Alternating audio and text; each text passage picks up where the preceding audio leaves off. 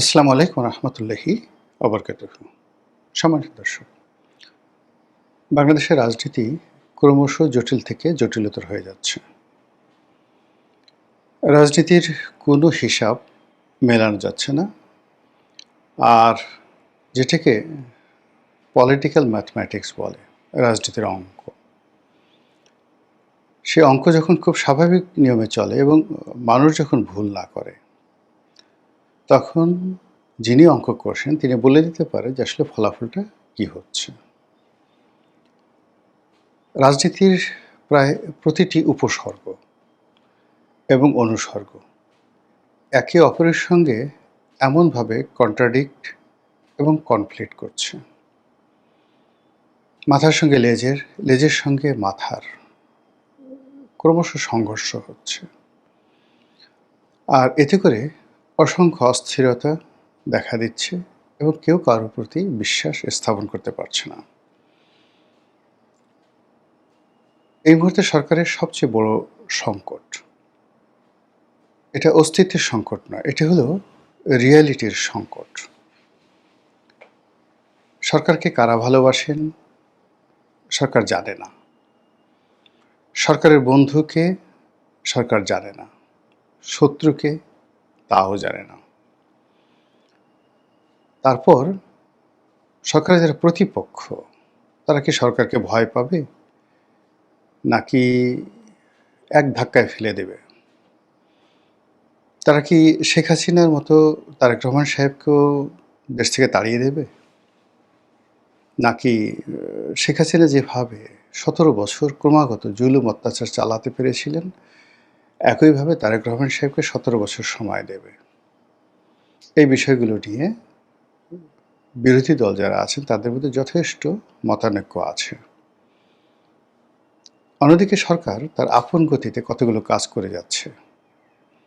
সরকারের অর্থনৈতিক পরিকল্পনা, বিরোধী দল দমনের পরিকল্পনা, পররাষ্ট্র নীতির ক্ষেত্রে বিদেশে বন্ধু নির্বাচনের পরিকল্পনা এবং সর্বোপরি তাদের যে নির্বাচনী ম্যানিফেস্ট, সেই নির্বাচনী ম্যানিফেস্ট বাস্তবায়ন করার জন্য অকাতরে এবং অঢেল অর্থ তারা ব্যয় করছে। আর এই যে তাদের নির্বাচনী ম্যানিফেস্টো, এগুলো বাস্তবায়ন করতে গিয়ে সরকারের ভিতরে পক্ষ বিপক্ষ, অন্তর্দ্বন্দ্ব, মারামারি, কাটাকাটি, হানাহানি যা কিছু হচ্ছে তা রীতিমতো শাসক মহলের যারা শীর্ষ পর্যায়ে রয়েছেন সবাইকে মারাত্মক আতঙ্কের মধ্যে ফেলে দিয়েছে। আপনি ধরুন, রাউজানে যে নির্মম হত্যাকাণ্ডটি হলো, যারা এর দ্বারা ক্ষতিগ্রস্ত হয়েছেন তারা সবাই বলার চেষ্টা করেছেন যে এইরকম হত্যাকাণ্ড, এরকম নির্মমতা এবং নিষ্ঠুরতা শেখ হাসিনার জমানাতে 17 বছরে হয়নি। তারা আরও বলার চেষ্টা করেছেন যে এ কাজ শেখ হাসিনা সাহস পায়নি। ঠিক একই কাজ এই জমানাতে ঘটে যাচ্ছে দলীয় নেতাকর্মীদের বিরুদ্ধে। তো এই অবস্থাতে আপা, মানে সাবেক প্রধানমন্ত্রী, তিনি আসছেন, তিনি আসবেন, তিনি আসার জন্য ব্যস্ততা দেখাচ্ছেন। তার নেতাকর্মীদের মধ্যে হৈ হুল্লোড় শুরু হয়ে যাচ্ছে। দেশে বিভিন্ন জায়গাতে মিছিল হচ্ছে, মিটিং হচ্ছে এবং অব্যাহতভাবে এটি বাড়তে থাকবে বলে আওয়ামী লীগের পক্ষ থেকে বলা হচ্ছে। ঠিক এই সময়টিতে সরকারের যারা বান্ধব বা এই শেখ হাসিনা তাড়ানোর যে মূল কারিগর, সেই মূল কারিগর যারা ইউনূস জমানাতে রাষ্ট্র ক্ষমতা পরিচালনা করেছে এবং তাদের মবের ভয়ে বিএনপি, আওয়ামী লীগ থেকে শুরু করে সাধারণ আমজনতা থরথর করে কেঁপেছে। সেই লোকগুলো এখন উল্টো মবের শিকার হচ্ছে।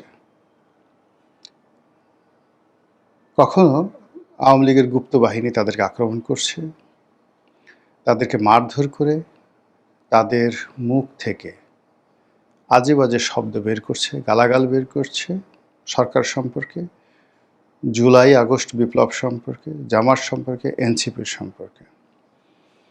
আর বঙ্গবন্ধুকে তারা বাবা ডাকায় ছাড়ছে, আব্বা ডাকিয়ে ছাড়ছে, আওয়ামী লীগ শেখ হাসিনাকে মা ডাকিয়ে ছাড়ছে। তো এই যে ভিডিওগুলো বা এই কর্মকাণ্ডগুলো সারা দেশে নানাভাবে নানা রকম যাকে বলা হয় রসায়ন তৈরি করছে। অনেকের মনে আতঙ্ক দেখা দিয়েছে।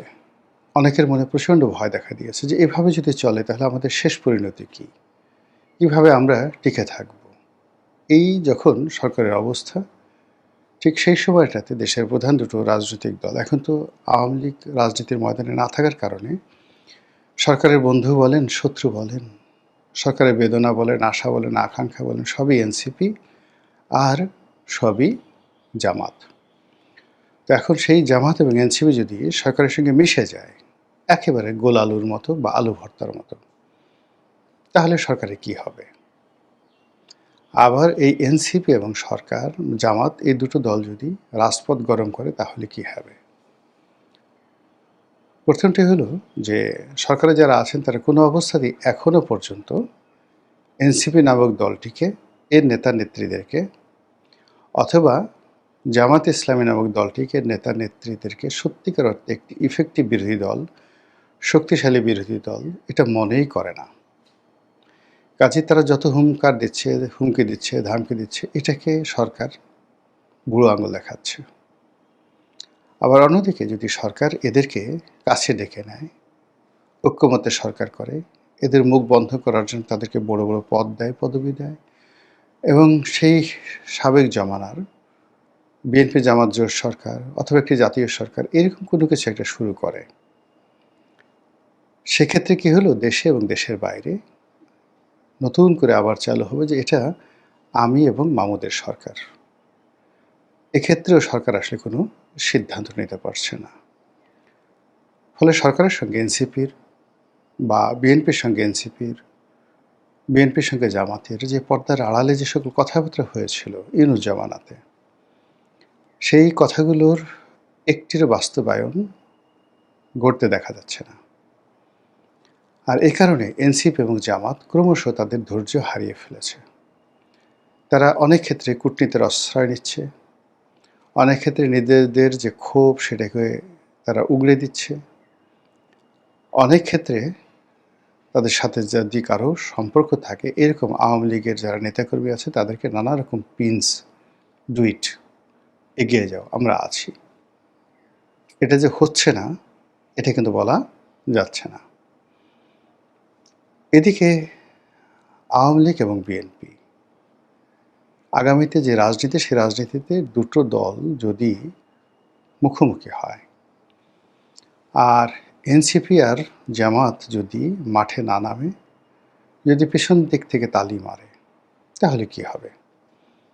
এখানে একটা বিষয় বলে রাখা দরকার যে গত দুটো বছরে, বিশেষ করে ইউনূস জমানাতে, এনসিপির যারা নেতৃবৃন্দ, সমন্বয়ক যারা আছেন তারা যে ক্ষমতা দেখিয়েছেন, দাপট দেখিয়েছেন, এটি মূলত সরকারের ডিজায়ার অনুযায়ী ইনু সাহেব চেয়েছিলেন। আর ইনু সাহেবের সেই ডিজায়ারকে পরিপূর্ণতা দেওয়ার জন্য ডিসি, এসপি, টিওনো থেকে শুরু করে সকল রাষ্ট্রের প্রশাসন যন্ত্র পুরোটাই এই সমন্বয়কদের সঙ্গে, এনসিপির সঙ্গে, জামাতের সঙ্গে তারা খেলেছে। ফলে তাদের সবারই নবস একেবারে ক্ষমতায় আমরা চলে গেছি, আমরাই দেশের মালিক, আমরাই হর্তাকর্তা, আমাদের কথায় সব কিছু হবে, আমরা থানা পুড়িয়ে দিয়েছি, আমরা ক্যান্টনমেন্ট উড়িয়ে দিতে পারি, আমরা শেখ হাসিনাকে তাড়াতে পেরেছি, তোমাকে তাড়াতে আমাদের 2 মিনিট সময় লাগবে, টিনের সেলের কাউয়া, ফজলু আমার অমুক। এ সকল গালিগালাজ, এ সকল মব, এ সকল জিনিস করতে করতে তাদেররা এমন একটা জায়গাতে চলে গিয়েছিল, ফলে এই নতুন পরিবেশ এবং পরিস্থিতিতে সরকার যে প্রশাসন যন্ত্র, সরকারি কাজকর্ম থেকে শুরু করে বিচার সালিশ যা কিছু আছে সব কিছু তাদের যে নিজের আওতায় নিয়ে নিয়েছে, এতে করে জামাত এবং এনসিপির মন ভেঙে গিয়েছে। তারা হয়তো এমন কিছু করার চেষ্টা করছে যে চেষ্টার ফলে সরকার নিজেদেরকে মনে করছে অসহায়। তারা হয়তো এমন কিছু করার চেষ্টা করছে যেটি সরকারের বিরক্তি তৈরি করেছে। তারা হয়তো এমন কিছু করার চেষ্টা করেছে যেগুলো সরকারকে মনে করছে যে এদেরকে এখনই আসলে থামানো দরকার।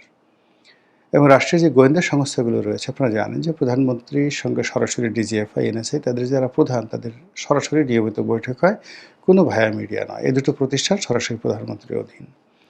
তো সেই প্রধানমন্ত্রীকে যারা রিপোর্ট দিচ্ছে, নিঃসন্দেহে তারা এমন কিছু দিচ্ছে যার ফলে প্রধানমন্ত্রী মনে করছে এদেরকে ভাতে মারব, এদেরকে পেটে মারব, এদেরকে জলে স্থলে অন্তরিক্ষে এমনভাবে অন্তরীণ করে রাখব যেন এরা একটি শব্দ করতে না পারে।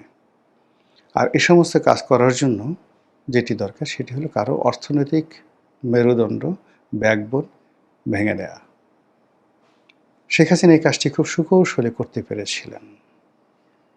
শেখ হাসিনা ইসলামী ব্যাংককে দখল করে নিয়েছিলেন। জামায়াত ইসলামের আরও যত রকম প্রতিষ্ঠান রয়েছে সমস্ত প্রতিষ্ঠানের উপর তিনি রীতিমতো রাষ্ট্রযন্ত্রের স্টিম রোলার চালিয়েছিলেন। তো শেখ হাসিনার সেই যে কর্মকাণ্ডগুলো, এগুলো কি শুরু হয়েছে? এগুলো কি চলছে? শেখ হাসিনা যেভাবে সফল হয়েছেন, বর্তমান সরকার কি সেভাবে সফল হবে?